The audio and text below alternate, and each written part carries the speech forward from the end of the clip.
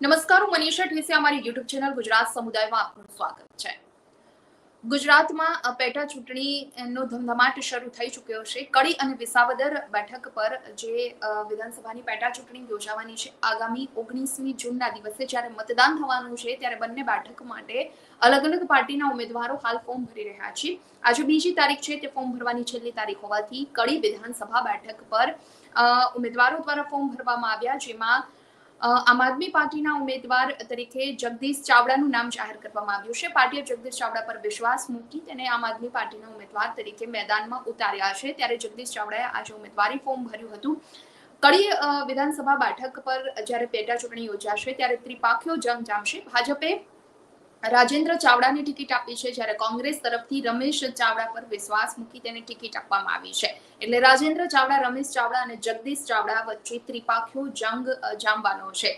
અલગ અલગ પાર્ટીના ઉમેદવારો દ્વારા આજે ફોર્મ ભરી દેવામાં આવ્યા છે. આમ આદમી પાર્ટીના ઉમેદવારે પણ ફોર્મ ભરી અને જીતનો વિશ્વાસ વ્યક્ત કર્યો હતો, કારણ કે જે કડી અને વિસાવદર બંને બેઠકો એવી છે કે જેના પર સૌ કોઈની નજર છે. ગુજરાતમાં હાલ જે બંને બેઠક પર પેટા ચૂંટણી થવાની છે અને આ પેટા ચૂંટણી માટે તમામ પાર્ટી એડીચોટીનું જોર લગાવી રહ્યો છે આ બંને બેઠક જીતવા માટે. એ પછી ભારતીય જનતા પાર્ટી હોય, કોંગ્રેસ હોય, આમ આદમી પાર્ટી હોય કે અપક્ષ, તમામ લોકો માટે આ બંને બેઠક જીતવી એ એક શાક સમાન ગણી શકાશે, કારણ કે બે બેઠક પર જે પેટા ચૂંટણી થવાની છે અને આ પેટા ચૂંટણીનો જંગ જે રીતે જામવાનો છે એના માટે ઉમેદવારોને મેદાનમાં ઉતારી દેવામાં આવ્યા છે. આવતીકાલે ઉમેદવારી પત્ર ચેક થશે અને 5મી તારીખ છે જે ઉમેદવારી ફોર્મ પરત ખેંચવાની તારીખ છે, કારણ કે 19મી જૂનના દિવસે મતદાન થવાનું છે અને ત્યારબાદ 23મી તારીખે જ્યારે પરિણામ જાહેર થશે ત્યારે ખરેખર કોણ આ બેઠક પર બાજી મારી ગયું એ જાણવા મળશે. પરંતુ હાલ તો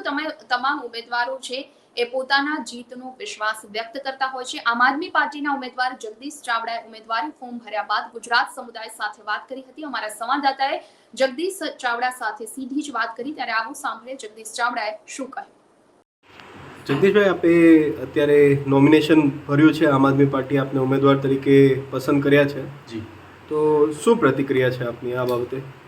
જી, આમ આદમી પાર્ટીનો તો પહેલાં તો હું આભાર વ્યક્ત કરીશ કે એઓએ મને ઉમેદવારી કરાવી. સાથોસાથ હું કડીના સમગ્ર મારા સાથી મિત્રો, કડીના સ્થાનિક રહીશો, કડીના ભાઈઓ બહેનો માતાઓનો ખૂબ ખૂબ આભાર વ્યક્ત કરીશ કે તેઓએ મને આટલો બધો સાથ સહકાર આપ્યો.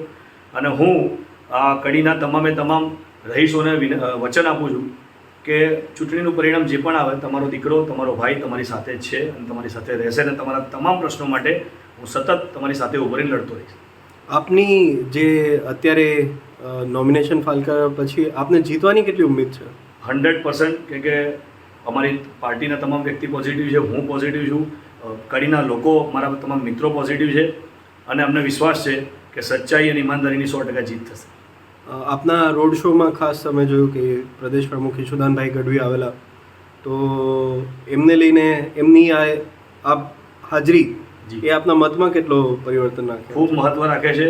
ઈશુદાનભાઈ અમારા ગુજરાત પ્રદેશના અધ્યક્ષ છે અને એમને મારી પાસે ભરોસો મૂક્યો છે બદલ એમનો ખૂબ ખૂબ આભાર. અને સાહેબ અત્યારે આ નોમિનેશન ફોર્મની પ્રક્રિયામાં હાજર રહ્યા અને એમને મને ખૂબ સાથ સહકાર આપ્યો છે અને એમને અને બંને ખૂબ પોઝિટિવ છીએ કે કડીની જનતાને ખૂબ એવા નેતાની જરૂર છે કે જે એમના પ્રશ્નો માટે ઊભા રહે અને એમના જે ખેડૂતોના પ્રશ્નો છે, મહિલાઓના પ્રશ્નો છે, વિદ્યાર્થીઓના પ્રશ્નો છે, એજ્યુકેશનના પ્રશ્નો છે, ભ્રષ્ટાચારના પ્રશ્નો, બધા પ્રશ્નો પર લડી શકે એવો ચહેરાની એમને જરૂર હતી. જે ઈશુદાનભાઈએ મારા પર ભરોસો કર્યો છે, તો હું ઈશુદાનભાઈને અને પાર્ટીને અને કડીની જનતાને પણ આશ્વાસન આપું છું કે તમારા માટે હું ઈમાનદારીથી લડતો રહીશ. વિડીયો પસંદ આવ્યો હોય તો લાઈક અને શેર કરવાનું ભૂલશો નહીં અને ખાસ અમારી ચેનલ ગુજરાત સમુદાયને સબસ્ક્રાઇબ કરી લેશો. આવતીકાલે કોઈ નવા ટોપિક પર ચર્ચા કરીશું.